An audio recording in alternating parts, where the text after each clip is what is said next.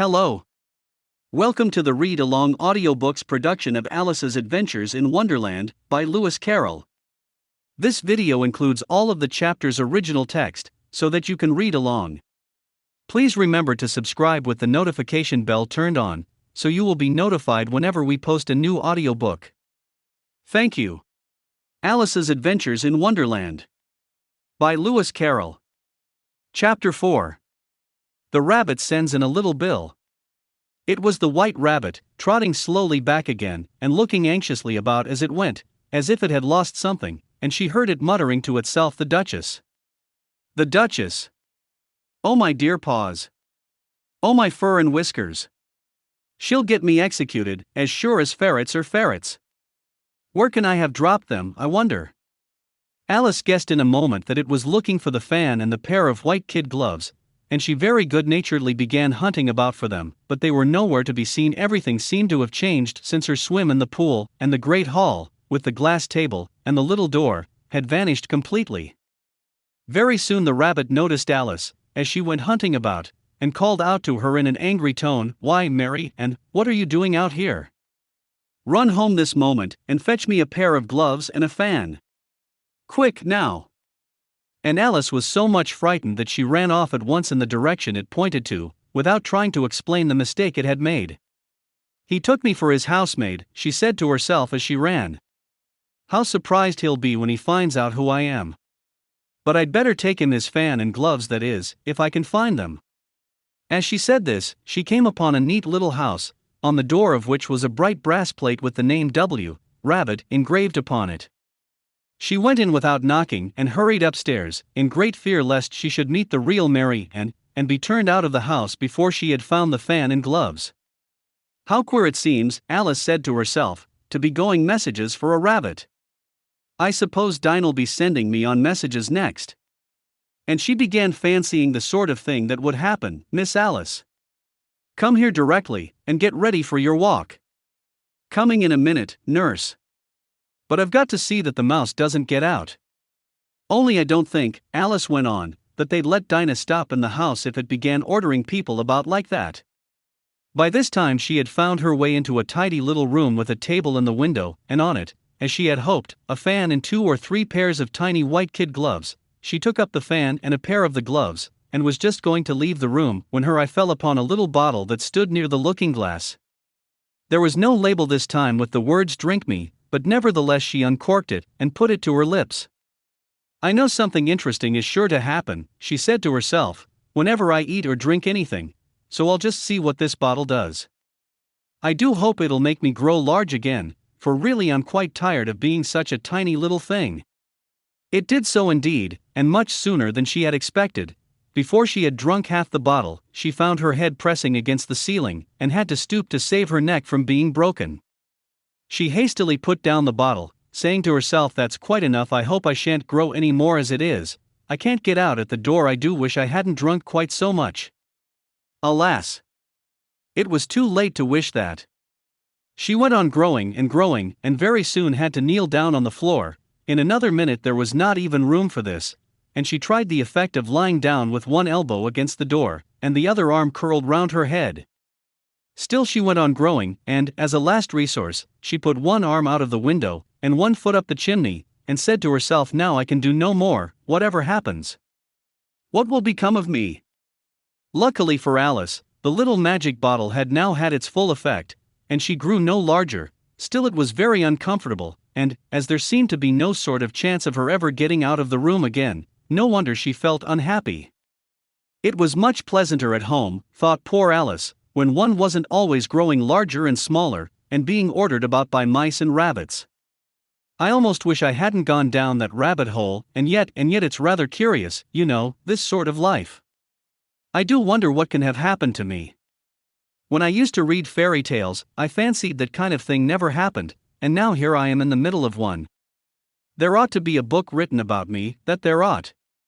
And when I grow up, I'll write one, but I'm grown up now," she added in a sorrowful tone. "At least there's no room to grow up any more here." "But then," thought Alice, "shall I never get any older than I am now? That'll be a comfort, one way never to be an old woman, but then always to have lessons to learn. Oh, I shouldn't like that. Oh, you foolish Alice, she answered herself.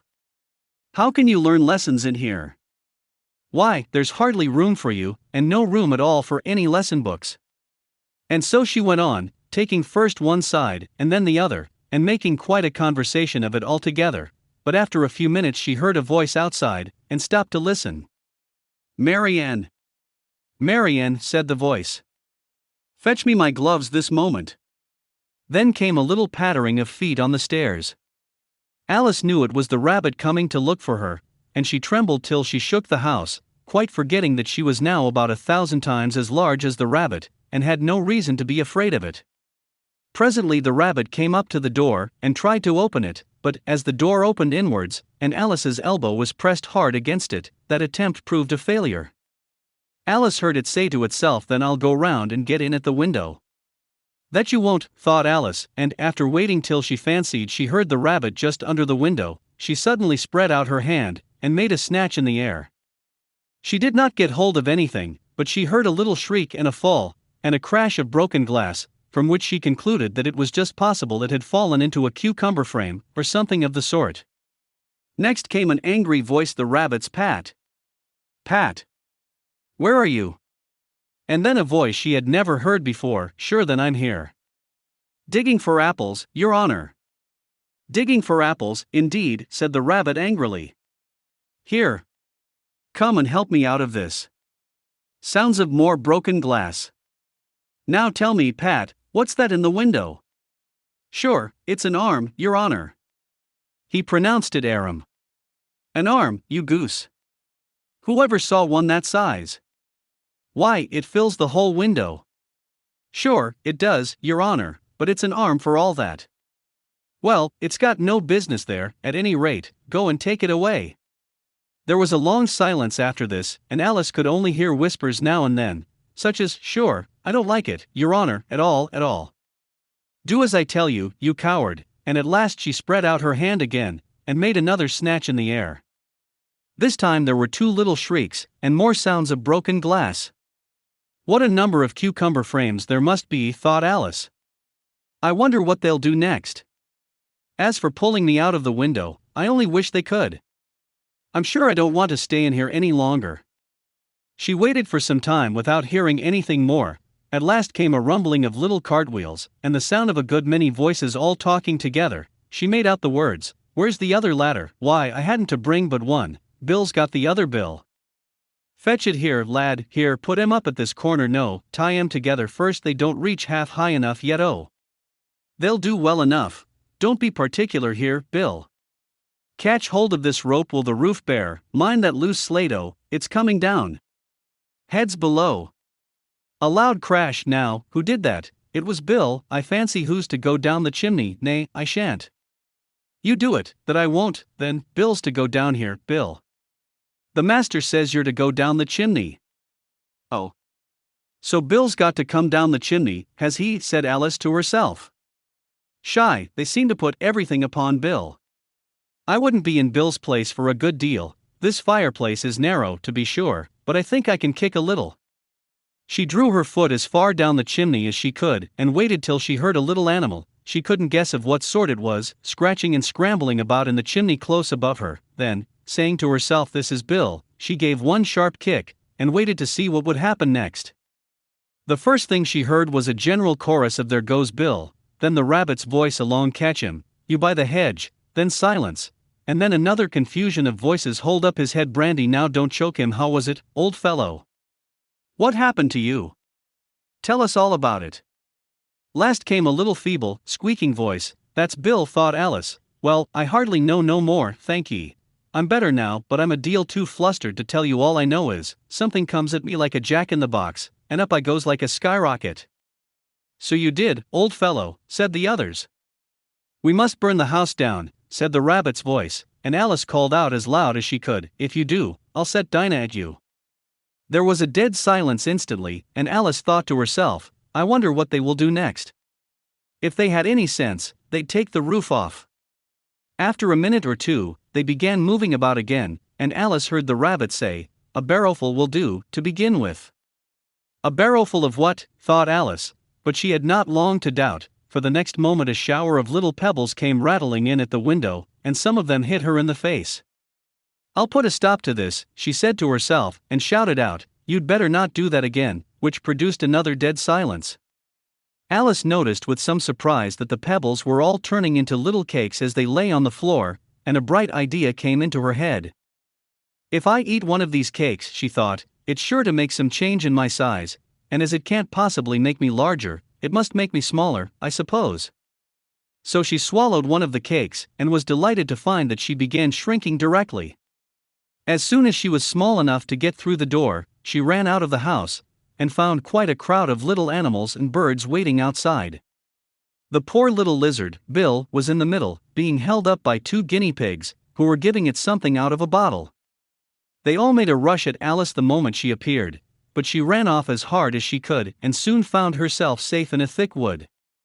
"The first thing I've got to do," said Alice to herself, as she wandered about in the wood, "is to grow to my right size again, and the second thing is to find my way into that lovely garden. I think that will be the best plan." It sounded an excellent plan, no doubt, and very neatly and simply arranged. The only difficulty was that she had not the smallest idea how to set about it, and while she was peering about anxiously among the trees, a little sharp bark just over her head made her look up in a great hurry. An enormous puppy was looking down at her with large round eyes, and feebly stretching out one paw, trying to touch her. "Poor little thing," said Alice, in a coaxing tone, and she tried hard to whistle to it, but she was terribly frightened all the time at the thought that it might be hungry, in which case it would be very likely to eat her up in spite of all her coaxing.